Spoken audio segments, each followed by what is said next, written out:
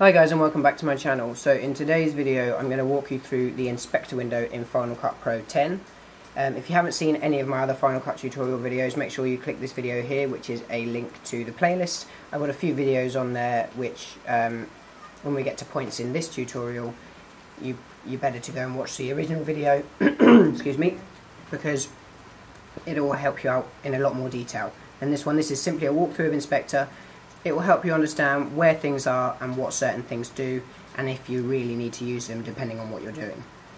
Firstly, I'd like to apologise if this video is slow at any time. I had a problem with my Mac. It turned out I had a Trojan virus, so Mac users, be aware, you can get viruses on Macs. It's been said that Macs don't get viruses, but they absolutely do. I would definitely suggest getting this software here, Bitdefender Virus Scanner, because that helped me out massively. It showed me the viruses, it showed me where they were, and it allowed me to find out how I could get rid of them. So let's jump onto Final Cut Pro on the Mac. So you'll see in my timeline here I have a title, which is actually in the bottom right hand corner of the window. I have a video which has an effect on it because there's an effect section later on in the inspector, and then I have the audio separately. I'm going to go through each of these individually and show you what the inspector shows. So first of all, select what you want to edit. I'm going to start with the title, and you can either hit Command 4 on your keyboard, or you can click these little sliders button over here on the right hand side, and this is what will come to you. You'll have the inspector window pop up. So firstly, it shows me that I'm using an assembler title and where I am in my timeline, and you have your published parameters here, build in and out. Depending which title you've chosen, this may vary or this may not exist. It may just tell you what it is, and that will be that. So the next panel along is the text panel. When you open this up, you have an option to change how the text looks, all different options here. I personally don't choose any of these. I think they look a bit tacky or things for my personal videos, but if you have an 80s disco video parody, something like that, you could choose the 80s, or you could save different styles and attributes. Then you have the basic options, so you have your font option where you can change the font and the size of it, so regular, bold, italic, things like that. You can change the overall size of the font, the alignments, pretty much everything you'd have on a Word document or on a regular text document. The vertical alignment, line spacing, tracking and baseline, where everything sits. You then down here have the face, so you can choose to fill with a colour gradient or a texture. You can then choose the colour you want from the colour wheel, or make your own. The opacity obviously speaks for itself, whether it's see-through or not, and the blur, which blurs out the words slightly. If you wanted them to start blurry and end not blurry, you could use that with a keyframe, which you can do on the right hand side. I will be doing a separate video on keyframing later on. I will do titles, and I will do video, and I will do audio keyframing all in one video, but at a later date. Then you have the outline.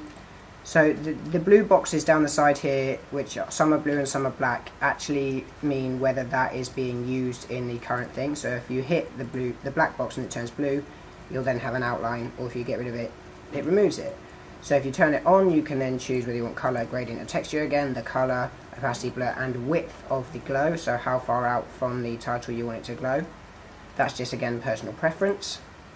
Sorry, the outline, not the glow. The glow is the next option. You can have a glow, which basically makes your stuff glow from the inside out. Again, colour, texture, gradient, colour, opacity, blur, radius. And then the last option under the text setting is drop shadow, which you can add. You won't see on mine because the video behind is black and white, where I've added an effect for the next section of this walkthrough when we get to the actual footage. But that you can add a drop shadow. You can fill with a colour, gradient, texture, same settings as the other top, but you can also add an angle to the shadow. So they're the options in the text file. If you're having text on your video, it's good to change the font to suit your personal channel or video, whatever you're doing, but I would suggest keeping the font the same across all your videos of the same nature, or all your movie. If you have words come up, if you're using fonts, try and keep it the same, because it keeps the continuity better. Then you have the video settings, which gives you the effects, which I've got no text effect on this at the moment, but if you go to your effects browser, you can have text effects. I'm going to do again another video on the effects browser picture photo browser, music sound browser, transitions, titles, generators and themes browsers at a later date. Then you have the compositing, which just is blend mode and opacity, but I personally don't change these. These again, personal preference. If you have ever used Photoshop, it's similar to that. You can have it as an overlay, soft light, vivid light, linear light, difference exclusion, stencil, blah blah blah. I leave that as normal. I leave my opacity at 100 and never change that. You can change the colour. That's for colour correction. I don't normally use this. Bear with me. Truck going past. I don't normally use the colour correction stuff for titles because it's unnecessary. You have the transform tool, which is definitely used. As you can see, the position here and here, X and Y, is because I've moved it down to this bottom right hand corner. You can rotate the words by however much you want, either using degrees or the rotation tool. You can scale it up and down. Let's reset that. Or you can anchor it. Now again, there's keyframes for this, so you can animate your text fractionally, not as well as you could with something like After Effects, which is built for things like that, but in my keyframing video I will show you how to make your text grow and shrink and move around the page depending what you're doing with your video. You then have the crop tool, which will add black bars to it or make it completely disappear. Now that will do this just on your title, just on your text. It won't do it to the whole video because this is just selecting the text. And the distort tool, which will allow you to, well, distort the top left, top right, bottom left and bottom right of the thing, which will move it around, give you maybe funky angles if that's what you're looking for. Bear with me, I've just had a freeze. Just wait for my computer to come back to life.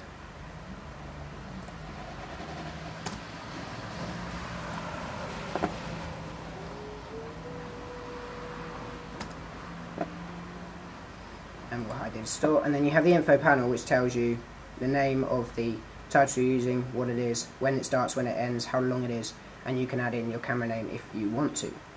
So that is the title section of the inspector. Let's move on to the video inspection. Okay, so in the inspector window we now have all the options for the video. So I'm going to show the effects for now. I've got the graphic effect on it. If I turn it off, you'll see the normal video. I'm going to turn it back on. You can change the amount for this specific effect. If you have different effects, they have different options. Like I said, when I go and do the effects video, we'll have a look at that as well at the end of the video. And then you have the pivot, which gives you this is just for that specific effect. So this is where you can change the parameters of the effect on your video within this effect panel. You then have the color panel, which is where you are able to do you can analyze your color balance. You have to set that on import to do that. It'll take longer to import if you do.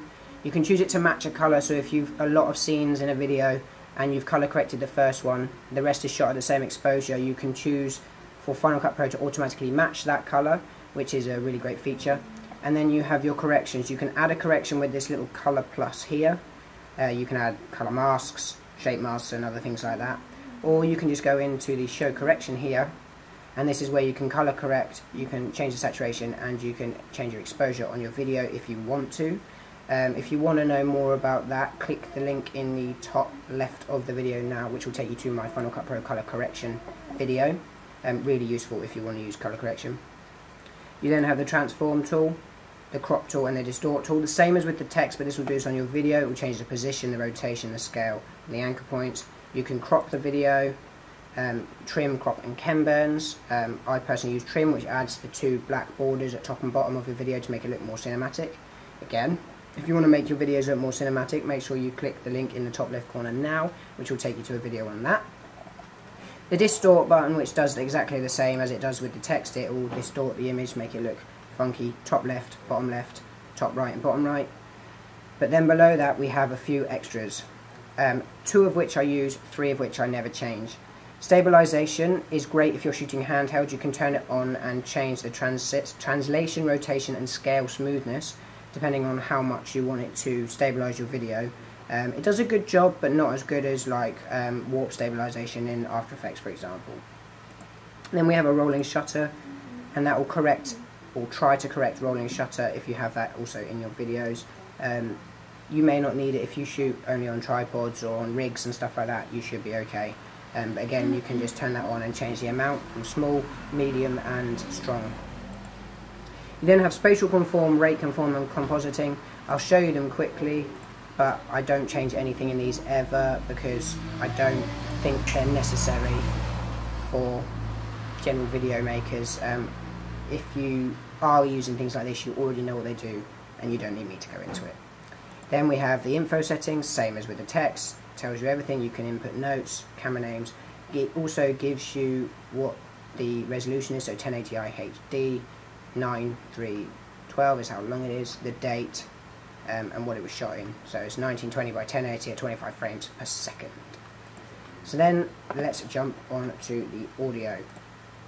So if I click on audio, you get the audio inspector, Canon 70D video settings, again your time, but this is audio from the camera, but I've separated it from the video for the purposes of this tutorial or this walkthrough. And I've added an effect to it, so the first panel again is your effect. I add the voiceover enhancement to a lot of my speaking, even this video has it on. You can choose different settings, different presets, so punchy male or smooth female, punchy female. You can change the amount, the compressor, de-esser and channel EQ will open up new windows, which you kind of have to know a bit about. I'll go into those in other videos, but you can adjust settings within there to change the presets. So that's the effect for that. You then have volume and pan.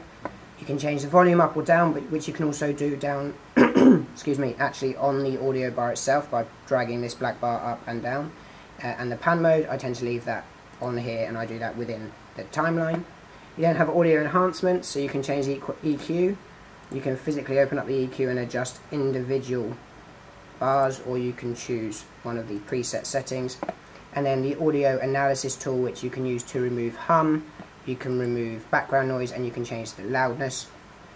I do have another video on that. Check this video in the top left hand corner if you want to know more about that.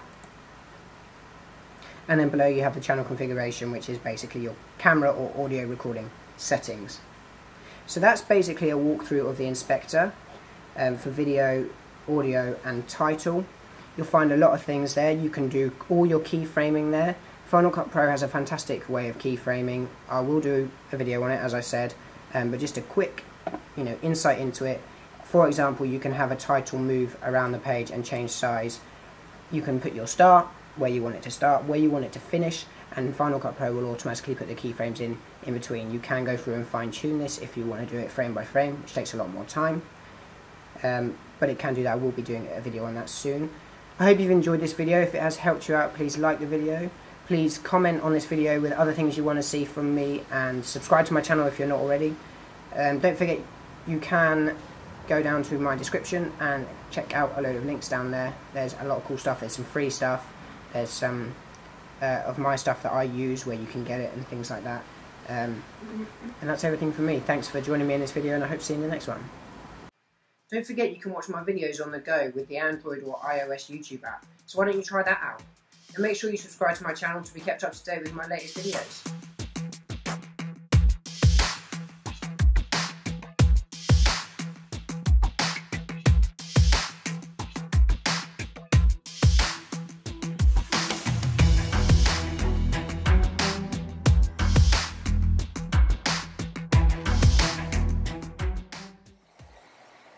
This video is supported by Massdrop.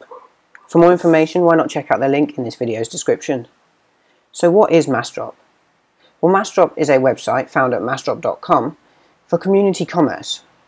They sell all sorts of fantastic things at fantastic prices. So how does it work? Well, when you sign up for the newsletter and join the Massdrop community, you'll be sent emails with their new products every day. You can talk about the products within the community that you want to see on Massdrop. And once enough people want the same product, Massdrop get you a fantastic discount. So essentially, the more people that want one product, the cheaper it is for everybody. They also have a referral program. So if you sign up for Massdrop today and refer 5 of your friends, you'll get a free gift worth $50. And you'll also be helping me support this channel. Make sure you check out the links in this video's description to help support the channel if you enjoy my content. And while you're there, why not hit the link and start your free 30-day trial of Amazon Prime Instant Video or Amazon Prime. Amazon Prime Instant Video members can enjoy unlimited instant streaming of over 15,000 movies and TV shows, watch anywhere, anytime with unlimited access throughout the UK, and watch exclusive hit TV shows before they air on British TV. Amazon Prime members can enjoy all the benefits of Amazon Prime Instant Video, while also borrowing books from a choice of over 500,000 titles from the Kindle Owner's Lending Library, and also get unlimited free one-day delivery on millions of items.